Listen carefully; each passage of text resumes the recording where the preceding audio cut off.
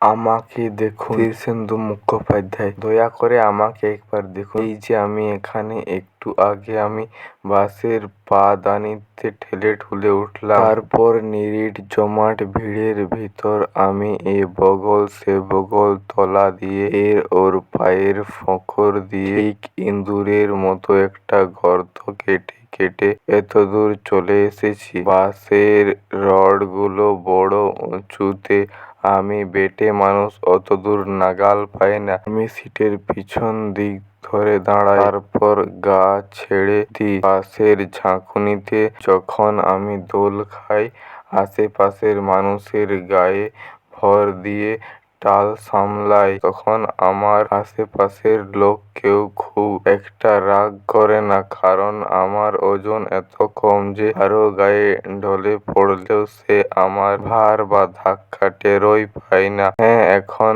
আমি বাসের পিছন দিকটায় একটা সিট চেপে ধরে দাঁড়িয়েছি। আমার দুধারে পাহাড়ের মতো উঁচু উঁচু সব মানুষ। তারা আমাকে এত ঢেকে আছে যে বোধহয় আমাকে দেখাই যাচ্ছে না, কিংবা দেখলেও লক্ষ্য করছে না কেউ। ওইটাই মুশকিল।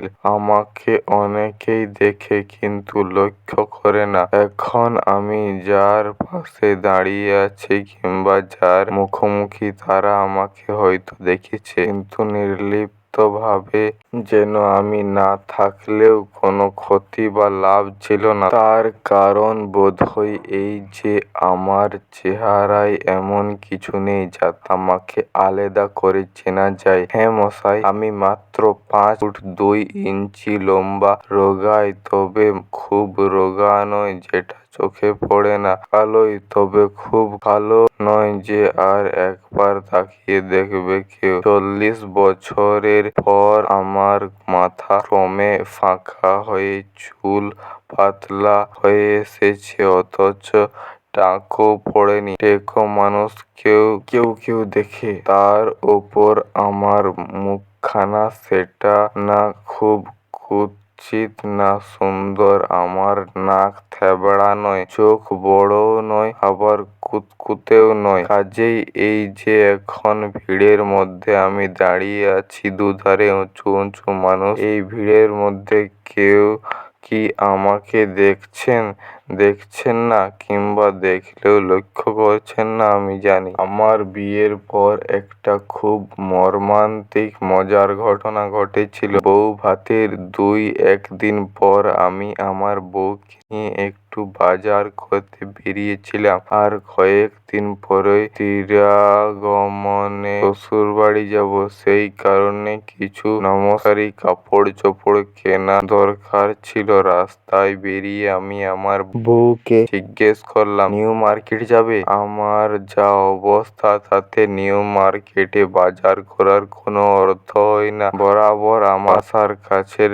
কাটরায় সস্তায় কাপড় চোপড় কিনি। তবুও যে আমি এই কথা বলেছিলাম, তার 1 নম্বর কারণ ছিল যে আমার বউটি ছিল মফস্বলের মেয়ে, নিউ মার্কেট দেখেনি। আর 2 নম্বর কারণ হলো আমার শ্বশুরবাড়ির দিকটা আমাদের তুলনায় বেশ একটু পয়সাওয়ালা। আমি নিউ মার্কেটের কথা বললাম যাতে আমার নতুন বউটি খুশি হবে, আর শ্বশুরবাড়ির লোকেরা যখন শুনবে কাপড় চোপড় নিউ মার্কেট থেকে কেনা, তখন তাদের একটু ঊর্ধ্বগামী হবে। কিন্তু ওই নিউ মার্কেটের প্রস্তাবটাই একটা মারাত্মক ভুল হয়েছিল, কারণ ওখানে না গেলে ঘটনাটা বোধহয় ঘটতই না। ব্যাপারটা হয়েছিল কি, নিউ মার্কেটে ঢোকার পর ঝলমলে দোকান পসার দেখে আমার বউ মুগ্ধ হয়ে গেল। যে কোনো দোকানের সামনেই দাঁড়ায়, তারপর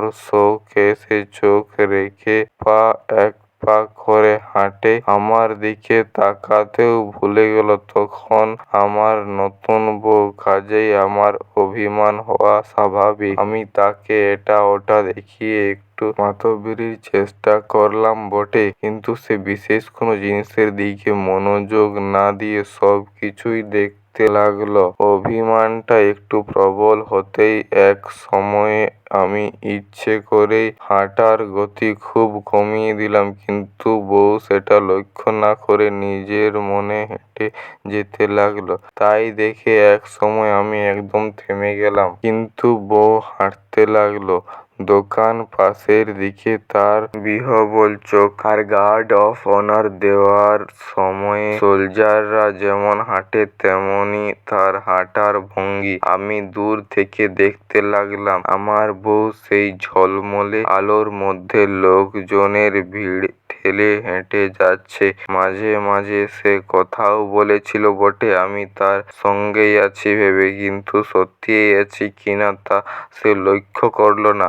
এইভাবে বেশ কিছু দূর যাওয়ার পর সে কি একটা জিনিস দেখতে খুব উত্তেজিতভাবে আমাকে দেখানোর জন্য মুখ ফিরিয়ে আমাকে খুঁজতে গিয়ে দাঁড়িয়ে পড়ল। চারিদিকে চেয়ে আকুল হয়ে খুঁজতে লাগলো আমাকে। তখনই মজা করার একটা লোভ আমি আর সামলাতে পারলাম না। নিউ মার্কেটে যে গোলকধাঁধার মতো গলিগুলো আছে তার মধ্যে যেটা আমার সামনে ছিল আমি তার মধ্যে ঢুকে গেলাম। এবার মফস্বলের মেয়েটা খুঁজুক আমাকে, যেমন সে আমাকে লক্ষ্য করেছিল না তেমন খুঁজুক মজা। আমি আপন মনে হাসলাম। উঁকি মেরে দেখলাম আমার বউটা কান্না মুখে চারিদিকে চাইতে চাইতে ফিরে আসছে দ্রুত পায়ে। আমার কষ্ট একটু হলো ওর মুখ দেখে, তবু আর একটু খেলিয়ে ধরা দেব বলে আমি গলির মধ্যে ঢুকে গেলাম। আর দিশেহারার মতো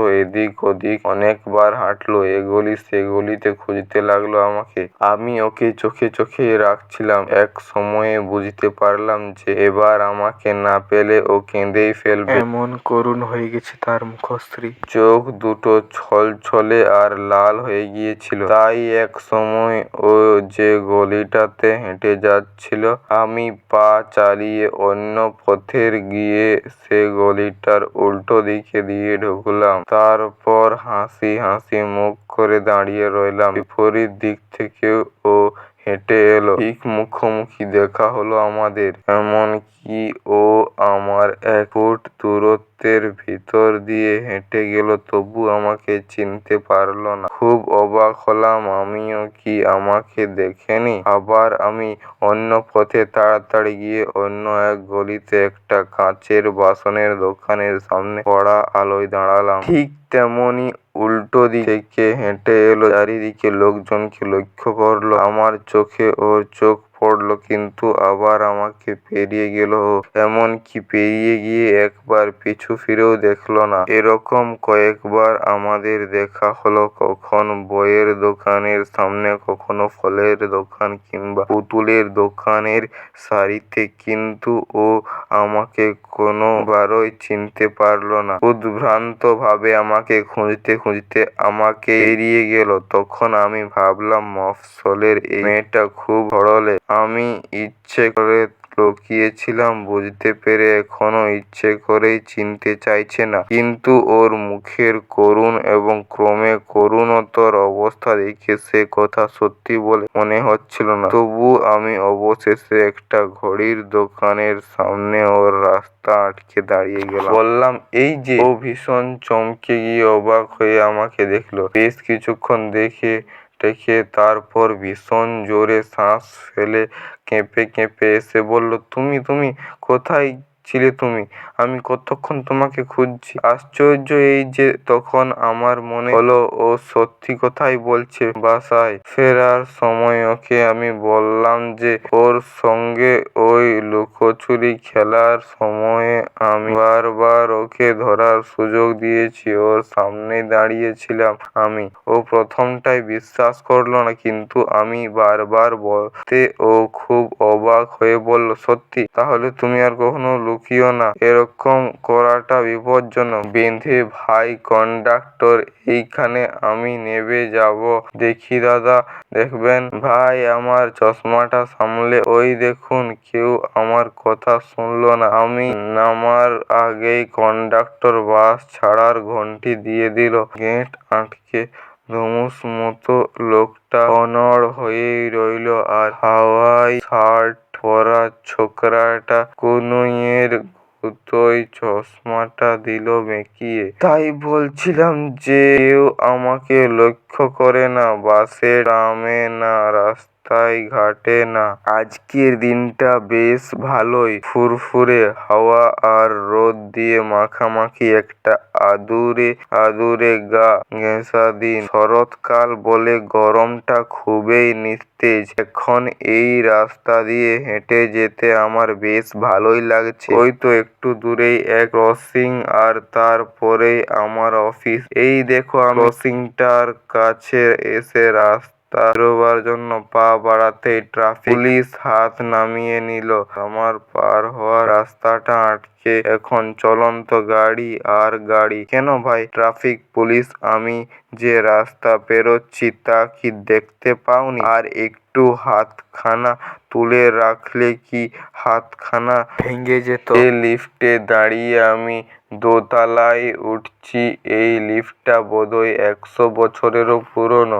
এর চারিদিকে কালো লোহার গ্রিল, ঠিক একখানা খোলামেলা খাঁচার মতো। মাঝে মাঝে একটু কাঁপে আর খুব ধীরে ধীরে ওঠে। গত 13 বছর ধরে আমি এই লিফট বেয়ে উঠছি। এই 13 বছর ধরে আমাকে সপ্তাহে 6 দিন লিফটম্যান রামস্বরূপ আভোগী ওপরে তুলেছে। কি বললো ভাই রামস্বরূপ, তুমি তো আমাকে বেশ ছোটটিয়েই দেখছিলে যখন আমার বয়স 24 কি 27। যখন আমার ভালো করে বুড়োটে চাপ পড়েনি মুখে। এখন বলো তো আমার নামটা কি? যদি সত্যিই জিজ্ঞেস করি তাহলে এক্ষুনি রামস্বরূপ হাঁ হাঁ করে হেসে উঠে বলবে, আরে জরুর, আপনি তো অরবিন্দবাবু। কিন্তু মোটেই তা নয়। কোনোকালেই আমি অরবিন্দ ছিলাম না। আমি চিরকাল সেই ছোটবেলা থেকে এই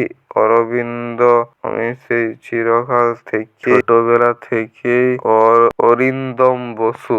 আমার চাকরি ব্যাংকে, দোতলায় আমার অফিস। আগে আমি অন্যান্য ডিপার্টমেন্টে ছিলাম। গত 10 বছর ধরে আমি বসছি ক্যাশে।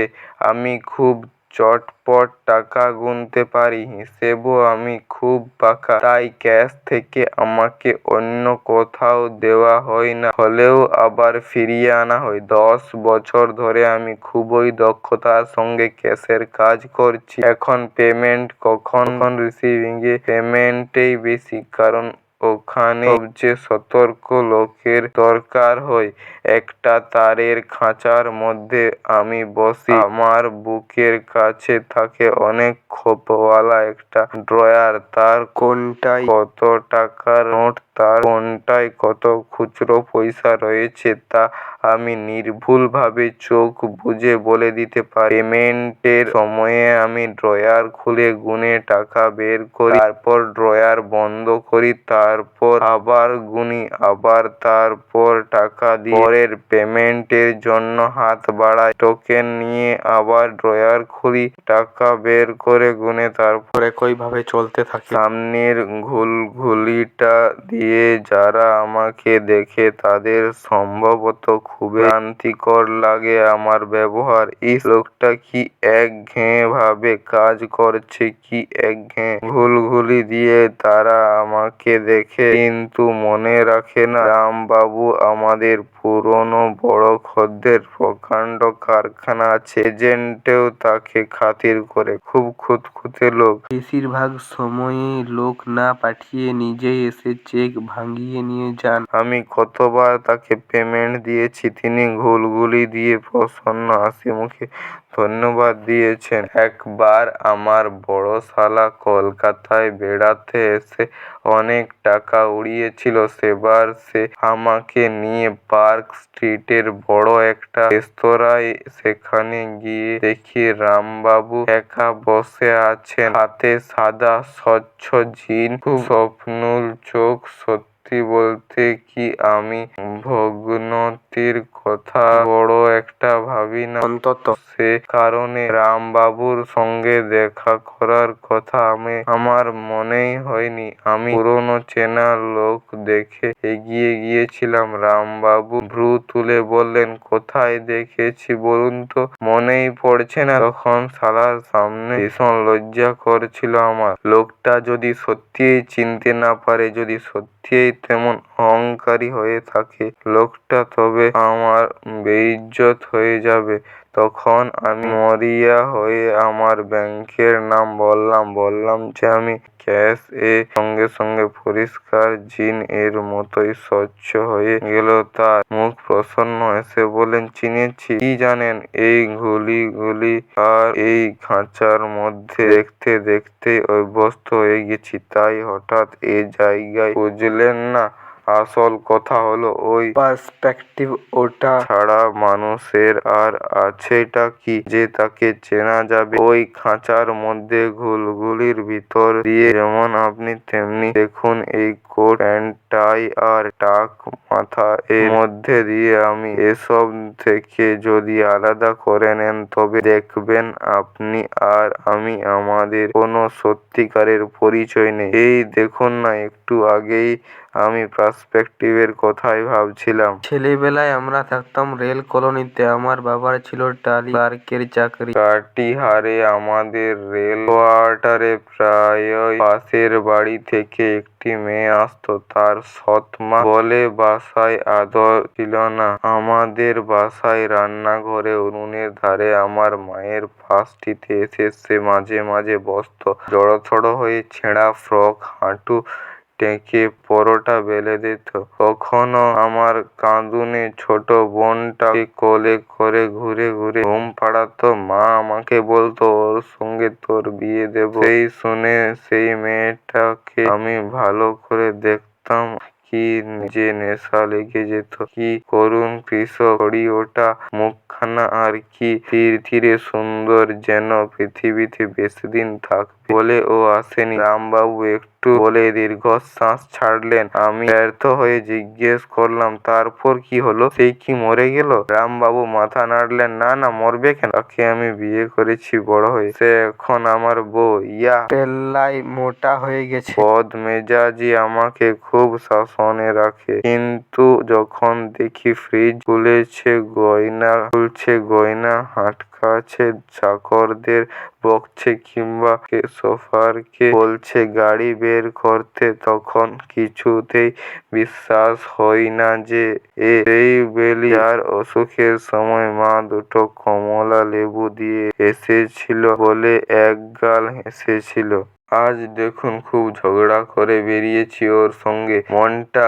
খিঁচড়ে ছিল। সেই ভালোবাসা কোথায় উবে গেছে এখন? কিন্তু এখানে নির্জনে বসে, এই পুরোনো দিন, উনুনের ধারে বসে থাকা, ছেঁড়া ফ্রকে হাঁটু ঢেকে বসার ভঙ্গি মনে পড়ে গেল। মনে পড়ল আমার মায়ের মুখ। সে মুখ বড় মায়া মমতায় ওর বসার দিন ভঙ্গিটুকু চেয়ে দেখেছে। অমনি আবার এক ভালোবাসায় আমার মন ভরে উঠেছে। বাসায় ফিরে গিয়েই এখন ওর রাগ ভাঙবো, বুঝলে না? বলে রামবাবু সেই সাদা স্বচ্ছ জিন মুখে নিয়ে হাসলেন। কি, ওই যে ঘুলঘুলিটা যেটার ভিতর দিয়ে আপনাকে দেখি, সেটাই আসল ওই ঘুলঘুলিটা। এই যে 23-24 বছর বয়সী ছেলেটা এখন পেমেন্টের জন্য দাঁড়িয়ে আছে। পিতলের টোকেনটা টুক টুক করে অন্যমনস্কভাবে ঠকছে কাউন্টারের কাঠে। ও আমাকে চেনে। ওর বাবার আছে পুরনো গাড়ি কেনাবেচার ব্যবসা। আগে ওর বাবা আসতো, আজকাল ও আসছে ব্যাংকে। মাঝে মধ্যে চোখে চোখ পড়লে আমি হেসে জিজ্ঞেস করি, কি বাবা, ভালো তো? ও খুশি হয়ে ঘাড় কাত করে বলে, হ্যাঁ। কিন্তু আমার সন্দেহ হয় যে একদিন যদি হঠাৎ করে এখান থেকে সরিয়ে নেওয়া হয় এবং মোটামুটি সাধারণ চেহারার কোনো লোককে বসিয়ে দেওয়া হয় এ জায়গায়, তবে ও বুঝতেই পারবে না তফাৎটা। তখনও ও অন্যমনস্কভাবে পিতলের টোকেনটা ঠুকবে কাঠের কাউন্টারে, অন্যমনস্কভাবে চেয়ে থাকবে, চোখে চোখে চোখ পড়লে সেই নতুন লোকটার দিকে চেয়ে পরিচিতের মতো একটু হাসবে। ভুলটা ধরা পড়তে একটু সময় লাগবে কারণ ও তো সত্যি কখনো আমাকে দেখে না। ও হয়তো ওর নতুন প্রেমিকাটির কথা ভাবছে এখন। শিগগিরই ও একটা স্কুটার কিনবে। ও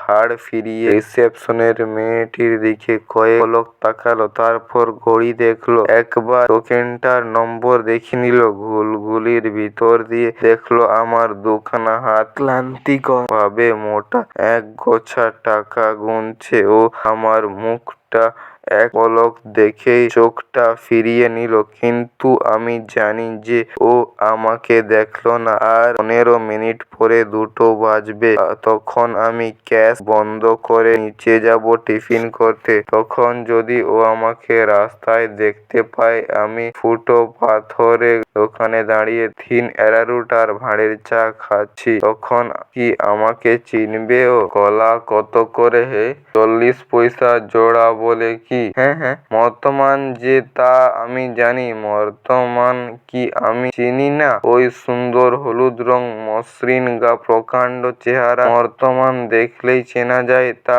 আজ অবশ্য আমার কলা খাওয়ার তারিখ নয়, গতকালই তো খেয়েছি আমি। 2 দিন পর পর কলা খাও একটা? না, ওই একটাই, এই যে 20 পয়সা ভাই।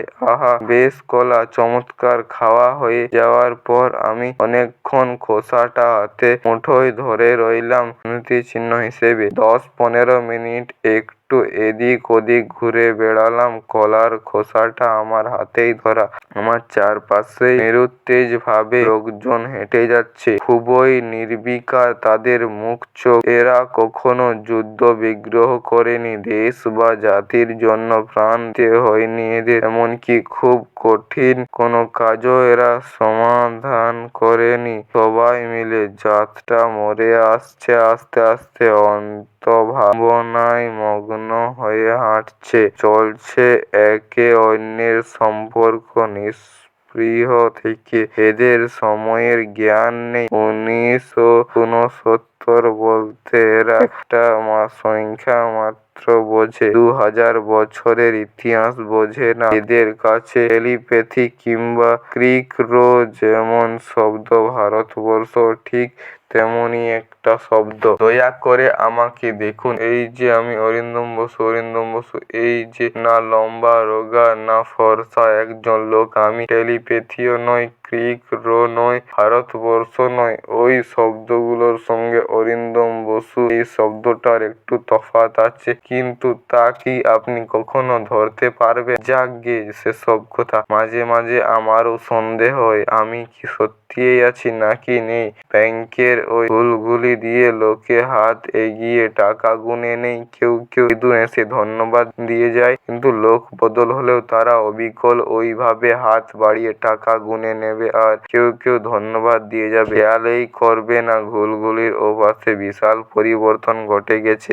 সেই নিউ মার্কেটের ঘটনাটার কথাই ধরুন না, আমার বউ হেঁটে হেঁটে আমাকে খুঁজছে, আমাকে সামনে দেখে চোখে রেখে বেরিয়ে যাচ্ছে, আমাকে ভাবছে কি আশ্চর্য, লোকটা গেল কোথায়। খুব যত্নের সঙ্গে কলার খোসাটা আমি ফুটপাথের মাঝখানে রেখে দিলাম। উদাসীন মশাইরা যদি এর ওপর কেউ পা দেন তাহলে পিছলে পড়ে যেতে যেতে আপনি হঠাৎ চমকে উঠে আপনার সংবিত্ত ফিরিয়ে পাবেন। যদি খুব বেশি চোট না পান, আপনি যদি পোড়া হয়েও সামলে যান, তাহলে দেখবেন আপনার মস্ত লাভ হবে। আপনি চারপাশে চেয়ে দেখবেন, কোথায় কোন রাস্তায় দিয়ে আপনি হাঁটছেন তা মনে পড়ে যাবে। দুর্ঘটনায় গুরুতর হলে আপনার হাত পা কিংবা মাথা ভাঙতে পারত ভেবে আপনি খুব সতর্ক হয়ে যাবেন। আপনার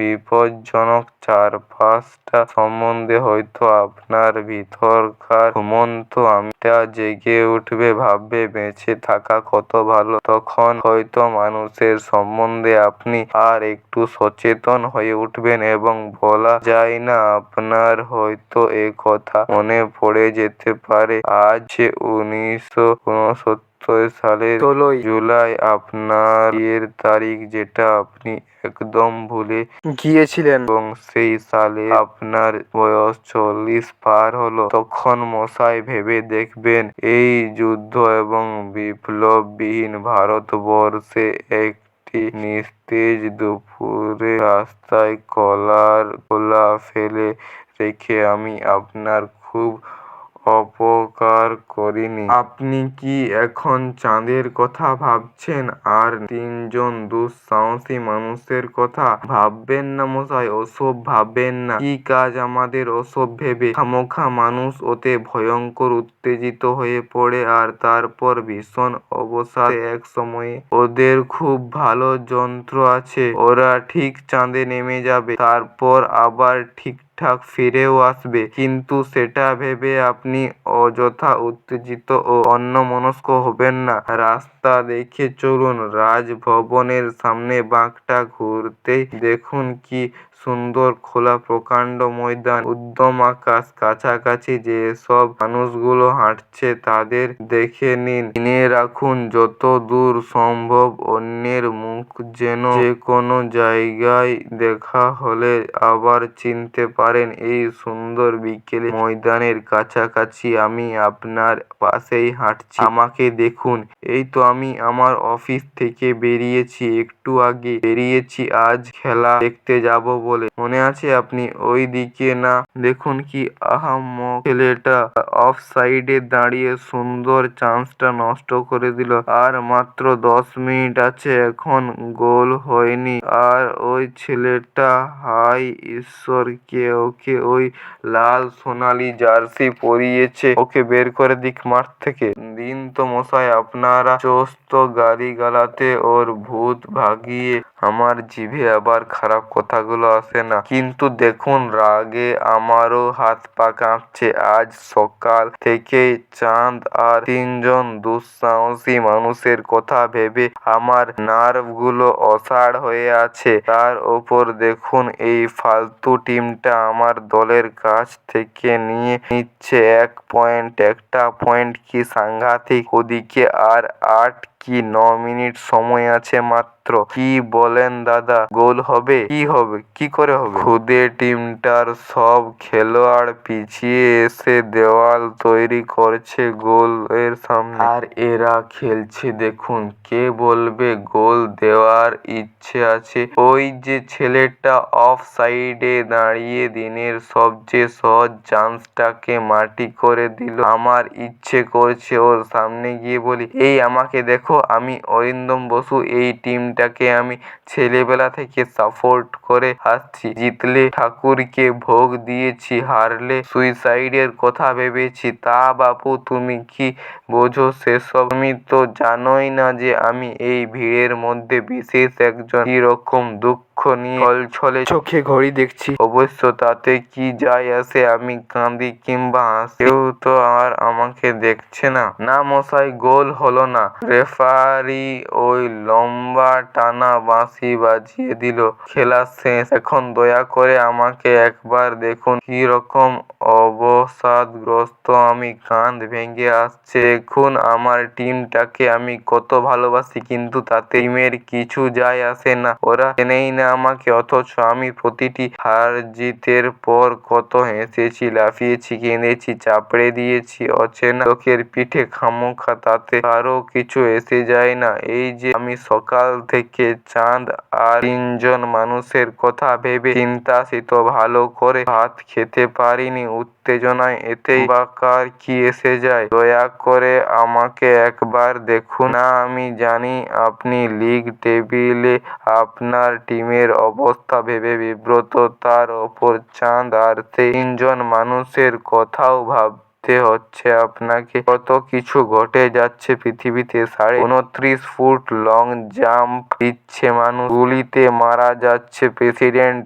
ভোটে হেরে যাচ্ছে আপনার দল, বিপ্লব আসতে বড় দেরি করছে। তাই আমি অরবিন্দ বসু, ব্যাংকের ক্যাশ ক্লার্ক, আপনার এত কাছে থাকা সত্ত্বেও তো আপনি আমাকে দেখতে পাচ্ছেন না? ওই যে দোতলার বারান্দায় রেলিংয়ের ওপর ঝুঁকে দাঁড়িয়ে আছে আমার 4 বছর বয়সের ছোট্ট ছেলেটা হাপু। বড় দুরন্ত ছেলে। সকাল থেকে বায়না ধরেছে রথের মেলায় যাবো বাবা, তুমি তাড়াতাড়ি ফিরো। ওই যে এখন দাঁড়িয়ে আছে আমার জন্য, চুলের নিচে জ্বলজ্বল করছে দুখানা চোখ। আমি এত দূর থেকেও দেখতে পাচ্ছি। আমি সিঁড়িতে পা দিয়েছি মাত্র, ও ওপর থেকে হুড়-দাড় করে নেমে এলো।